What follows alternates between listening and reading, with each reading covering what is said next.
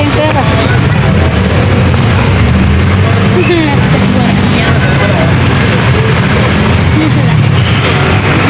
Ano ba yun? Wala.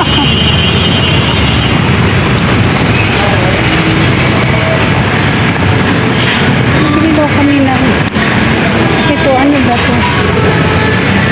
Ano? Nasaan? Magkano? 500 Camel. Flavored fries. May yung 120 na. Ano? Bili mo lang tayo. Price na ano. Yung nabibili tayo bukas. Pag namalingkoy kami ni tatay sa Marquez, bibili ako ng isang dito.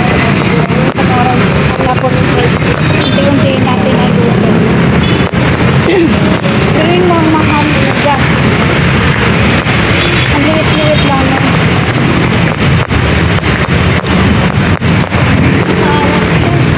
Sino? Bakit?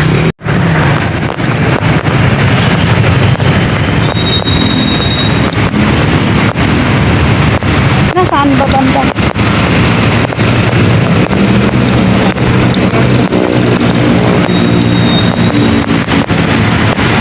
Nandun. Bili tayo ano? Yung pagsabi mo ang kakawa siya, nandun siya. Oh. Ayun. Yung sa loob ng ano. Isang loob. Oh? Nakapambay ko kanina doon. Wala ba? Sa bed. Oh. Bili tayo ano libro. Ano yun? Milk. Saan? Yung sa lang.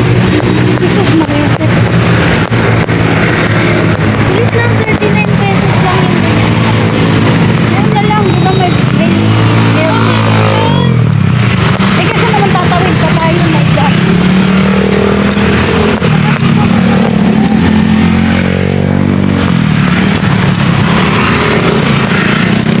Meron na tayo sa bahay. Halo-halo. Ay, salad. Sa bahay na lang. May fruit salad sa bahay. Hala.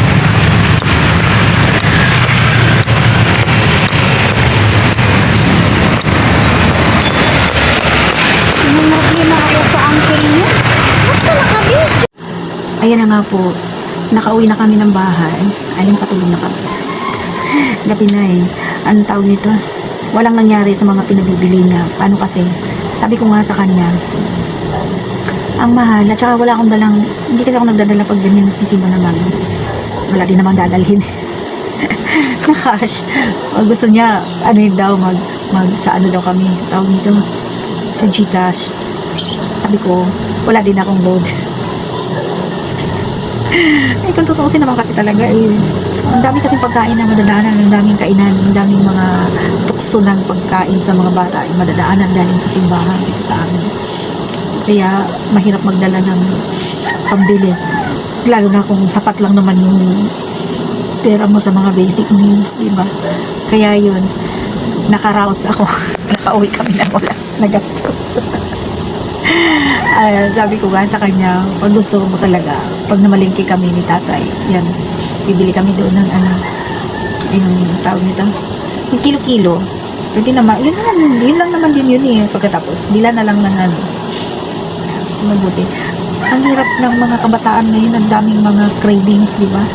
Kaya, sabi ko, healthy naman. Tamang-tama. May ginawang ano dito eh. May ginawang fruit salad yung uncle niya dito sa bahay. Ayun. Sabi ko, pusin mo na lang yun. Ang sarap pa naman ng fruit salad dahil ang daming keso, ang daming nata. Sabi ko, yun na lang ang ubusin mo. O di ba, nagawa.